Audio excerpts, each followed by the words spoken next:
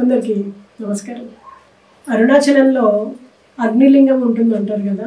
మరి మనకు అగ్నిలింగం అక్కడ కనిపిస్తుంది, అగ్ని రూపంలో కనిపించదు.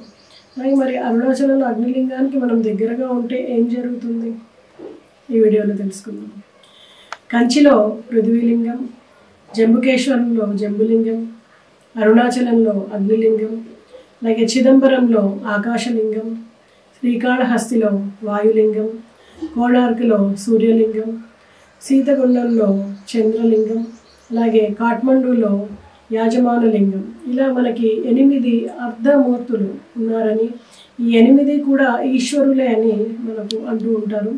కాబట్టి ఇవి మీ కంటితో చూసి ఉపాసన చేయడానికి యోగ్యమైనటువంటి మనకి శివస్వరూపాలు అన్నమాట. మరి అరుణాచలంలో ఉన్నది అగ్నిలింగం.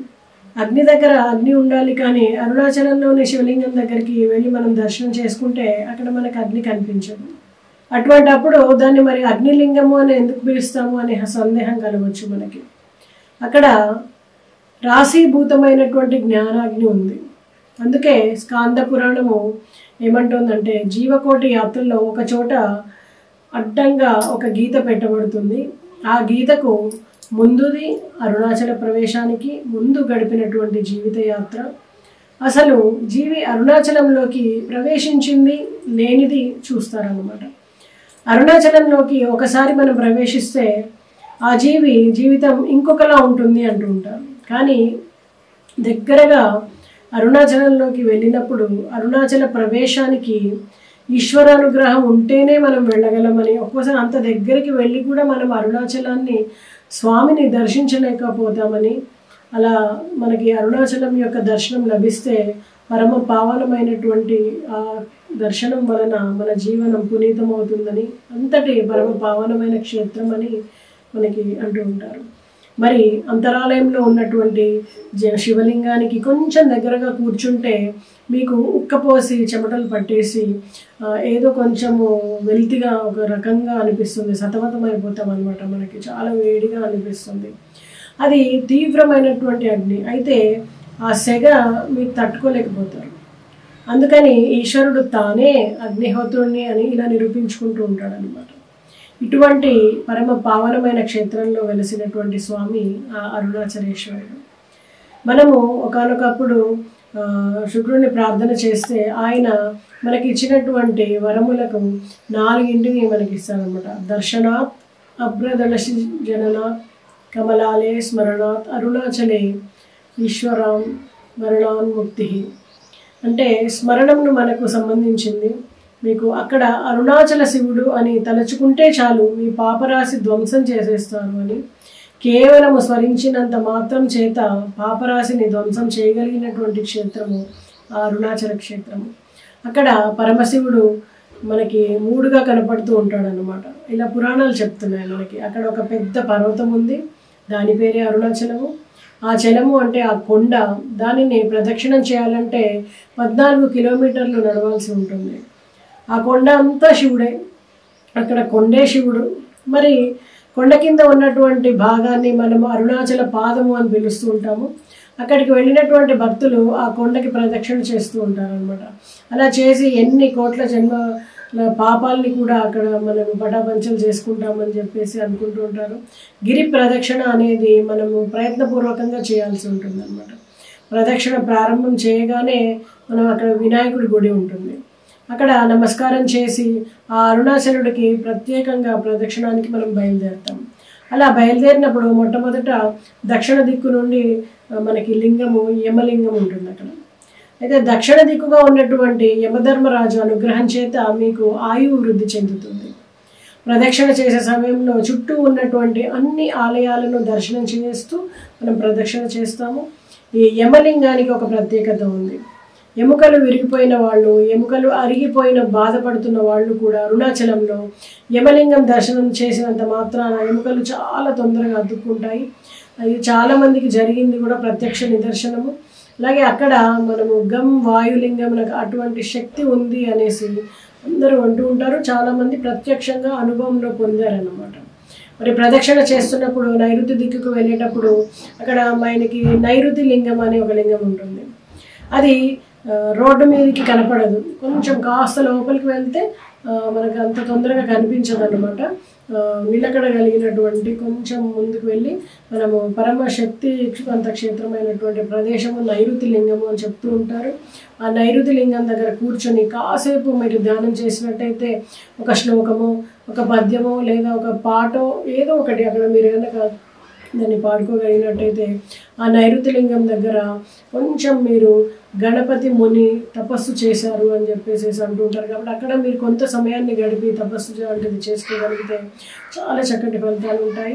మరి అరుణాచలేశ్వరుడు మనకి కామ్య గణపతి అనేసి మనకి ఆ మునికి దగ్గరగా మనం తొందరగా వెళ్ళి ఆ ప్రదేశంలో ఉంటే ఉన్నంత ఫలితం ఎలా ఉంటుందో అలాంటి స్థానం మనకి దొరుకుతుంది అనేసి గణపతి దేవుడు అక్కడ ప్రార్థన చేసినటువంటి ఫలితాన్ని మనం పొందుతామనేసి ఈ నైరుతి లింగం దగ్గర చెప్పబడుతుంది అన్నమాట. కాబట్టి నైరుతి లింగం దగ్గరికి వెళ్ళినప్పుడు అరుణాచలేశ్వరుడు అనుగ్రహాన్ని, ఆ మాయను మనమంతా కూడా మన పైన ప్రసరింపజేసుకున్న వాళ్ళం అవుతాము. చక్కగా కూర్చొని నమస్కారం చేసుకొని ఆ ఫలితాన్ని మనం పొందాలి. మరి అరుణాచల గిరి ప్రదక్షిణ చేస్తున్నప్పుడు ఉత్తర దిక్కుకు వెళ్ళేటప్పుడు అక్కడ మనకి లింగాన్ని మనము కుబేర లింగము అని పిలుస్తూ ఉంటారు అనమాట. అక్కడికి వెళ్ళి కనుక మీరు ప్రార్థన చేసినట్టయితే ఐశ్వర్య సంపత్తి కలుగుతుంది అంటూ ఉంటారు. మనము వచ్చినప్పుడు వెళ్ళినప్పుడు అన్నామలై అనేటువంటి ఒక క్షేత్రం ఉంది. అక్కడ మనకు శివాలయం ఉంది. అలాంటి చక్కటి నంది విగ్రహం కనిపిస్తుంది మనకి అక్కడ.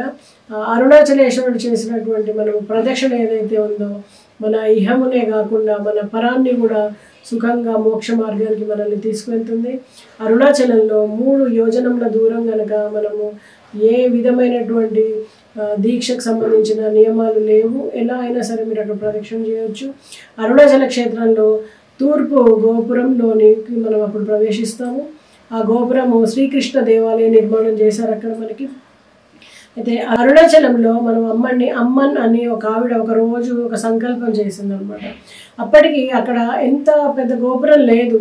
అయితే ఈశ్వర, నేను ఐశ్వర్యవంతురాలని అవ్వాలి, అయితే కనుక నీకు నేను గోపురం కట్టిస్తాను అని మొక్కి సో ఖచ్చితంగా ఆమె ఐశ్వర్యాన్ని పొంది అక్కడ ఆ గోపురాన్ని నిర్మింపజేసిందని అంటూ ఉంటారనమాట. అయితే ఆమె వచ్చిన సొమ్ముతోటి కొంత గోపురం పైన అంత బాగు చేయించి అక్కడ చాలా పెద్ద గోపురాన్ని కట్టించింది. ఒకసారి బయటికి వెళ్ళి లోపలికి వస్తూ ఉంటారు అన్నమాట. ఆ గోపురం కింద నుంచి అలా ప్రదక్షిణ చేస్తే కూడా మంచి ఐశ్వర్యం లభిస్తుంది అని ప్రతీతి. అలాగే అరుణాచల దేవాలయంలోకి ప్రవేశించగానే ఒక సుబ్రహ్మణ్యేశ్వర స్వామి దేవాలయం మనకు కనిపిస్తుంది. అయితే రమణ మహర్షి కూడా మనకి సుబ్రహ్మణ్యేశ్వర స్వామి అవతారం అని అక్కడ మనం భావన చేస్తూ ఉంటారు. ఆ తర్వాత కుడివైపుకు వెళ్తే కనుక అక్కడ పాతాళ లింగం అని ఒక లింగం కనిపిస్తుంది మనకి. అక్కడ మెట్లు దిగి లోపలికి వెళ్ళినట్టయితే అక్కడ యోగి సమాధి ఉంది అని అంటూ ఉంటారు. ఆ సమాధి మీదే పాతాళ లింగం ఉంటుంది అన్నమాట. తర్వాత ఈ క్షేత్రానికి సంబంధించినటువంటి వృక్షాలు, విప్ప చెట్లు ఆలయానికి కొంచెం దగ్గరగా వెళ్తే దక్షిణం వైపు చూస్తే మనకు కనిపిస్తూ ఉంటాయి. అయితే ఈ చెట్ల కింద మనం కూర్చుని మనం కనుక ఎందరో మహర్షులు తపస్సు చేశారని, అలాంటి ప్రాంతంలో కనుక మనం కూర్చుంటే మన మనసు ఎంతో పరమ పావనం అయిపోతుందని, ఆ పరమ పావన ఈశ్వరుడి యొక్క కటాక్షం మనకి లభిస్తుందని అంటూ ఉంటారు. అయితే ఇది దాటగానే ఒక పెద్ద నంది కనిపిస్తుంది మనకి. దాని మొదటి నుంచే మనము ఊళ్ళోకి వెళ్తాం అనమాట, మెయిన్ ప్రాంగణంలోకి వెళ్తాం. దాన్ని దాటి కనుక మనం ఆలయ ప్రాకారం దాటి వెళ్తుంటైతే అరుణాచలేశ్వరుని దేవాలయం కనిపిస్తుంది మనకి. అలాగే అరుణాచలేశ్వరుని యొక్క శివలింగాన్ని మనం చాలా పెద్దగా ఉంటుంది, మనం దాన్ని చూడొచ్చు. అమ్మవారికి ఇటువైపున మనకి ఆశీనులై కనిపిస్తారు. అయితే ఇక్కడ మనము అమ్మవారిని చూస్తే మనము ఆపీత కుచాంబ అని అంటూ ఉంటాము. పార్వతీదేవిని మనం ఇక్కడ ఆపీత కుచాంబ అని పిలుస్తూ ఉంటారు. అయితే ఈశాన్య లింగం వైపు వెళ్ళినప్పుడు అక్కడ మనకి బస్టాండ్కి వచ్చేటువంటి 2వ వైపు రోడ్డులో గమనించినట్టయితే ఇక్కడ ఈ అమ్మవారి గుడి ఉందన్నమాట. ఒకనాడు కైలాస పర్వతం మీద కూర్చున్నటువంటి పరమశివుడి కన్నులు వెనక నుంచి వచ్చే అమ్మవారు పరిహాసంతో మూసినందువల్ల లోకమంతా కూడా చాలా చీకటి అలుముకుందని, సో అలాంటి దోష నివారణార్థము అమ్మవారు తపస్సు చేసి అక్కడ పచ్చమ్మయ్యన్ అనేటువంటి పేరుతోటి ఆ అరుణగిరిలో వెలిసింది అని అంటూ ఉంటారు అనమాట. అయితే పరమశివుడు తన వామార్థ భాగంలోకి అమ్మవారిని సుబ్రహ్మణ్యేశ్వరుడికి పాలివ్వడం కూడా మానేసి నా కోసము వచ్చిందని చెప్పేసి అపీత కుచాంబ అని పిలుస్తున్నానని ఆ పేరుతో అక్కడ అమ్మవారికి తన అర్ధ శరీర భాగాన్ని ఇచ్చి స్వీకరించాడు అనమాట. అయితే ఇక్కడ మనకి అరుణాచలంలో ఏం కనిపిస్తుందంటే మామిడి గుహ అనేసి ఒక గుహ ఉంది అక్కడ. అయితే ఆ గుహలో కూర్చొని కావ్యకంఠ గణపతి ముని తన ఉమా సహస్ర కావ్యాన్ని రాశాడు అని చెప్పి అంటూ ఉంటారు. అయితే లోపలికి వెళ్తున్నప్పుడు ఏమవుతుంది, తూర్పు వైపున దాటి మనకి ఒక పెద్ద పల్లాల గోపురం అని కనిపిస్తుంది అనమాట. ఆ పెద్ద గోపురము మనకి కింద గిరి దగ్గర నుంచి చుట్టూ ఎక్కడి నుంచైనా కూడా గోపురం మనకు కనిపిస్తూ ఉంటుంది.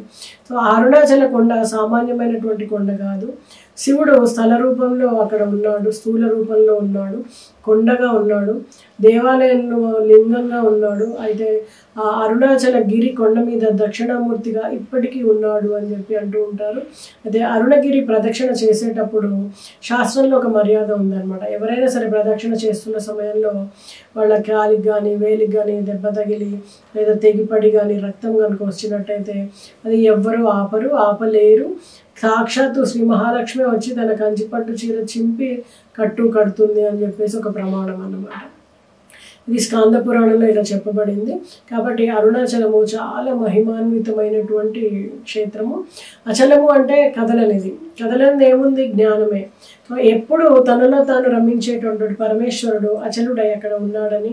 అరుణాచలము అంటే ఎర్రనిది, కారుణ్యమూర్తి, అపారమైనటువంటి దయామూర్తి కలిగినటువంటి అమ్మవారితో అమ్మలు కలిసి ఉన్నటువంటి ఆ క్షేత్రమే అరుణగిరి కొండ. సో ఆ జ్ఞానాగ్ని స్వరూపమైనటువంటి ఆ అరుణగిరి దగ్గర వెళ్ళగానే మనకి ఆ లింగం దగ్గరికి వెళ్ళగానే మనలో జ్ఞానాగ్ని ప్రజ్వలిస్తుందని, సో ఎంతటి మూర్ఖులు కూడా జ్ఞానాన్ని సముపార్జించి ఉన్నతులు అవుతారని, అందువల్లే ఆ అరుణగిరి వెళ్ళక ముందు వెళ్ళిన తరువాత వాళ్ళ జీవితంలో ఒక మార్పు సంభవిస్తుందని, జ్ఞానం రూపంలో మోక్షం రూపంలో వాళ్ళకి ఉన్నతి లభిస్తుంది అని అంటూ ఉంటారు. ఇదే మనం అరుణగిరి ప్రదక్షిణ చేయడం కానీ, ఆ స్వామిని దర్శించడం వల్ల కానీ, అరుణగిరి క్షేత్రానికి వెళ్ళడం ద్వారా కానీ పొందేటువంటి వృద్ధి, జ్ఞాన వృద్ధి. శుభం.